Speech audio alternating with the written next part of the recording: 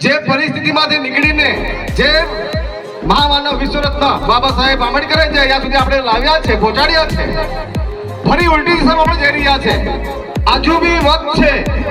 મેં વારંવાર જાહેરમાં કહું, આજે બી કહીશ, દરેક સાથીઓએ એટલું જાગૃત, એટલો પોતાના હક અધિકાર જાણવું પડશે.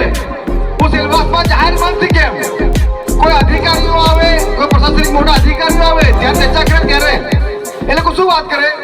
એ લોકો હંમેશા કોઈ ને કોઈ સંવિધાનિક કાનૂન, આઈપીસી, ફલાણું, આ તે જે બી સંવિધાન અને કાનૂનની વાતો કરે છે. આપણે દરેક વ્યક્તિઓ, દરેક જુવાનીઓ, બહેનોએ, વડીલોએ, સાથીઓએ આપણે એટલું તો આપણે જાગૃત થવું જ પડશે કે કોઈ પણ અધિકારી આવે, આજે હું કહું છું ને, હું જાહેરમાં કહું છું, સેલવાસમાં જ્યારે પ્રોગ્રામ થાય, કોઈ અધિકારીઓ મગજમારી કરે આવીને કહે તો કેમ કે ભાઈ અમને બહુ કાનૂન અને સંવિધાન, અમને તો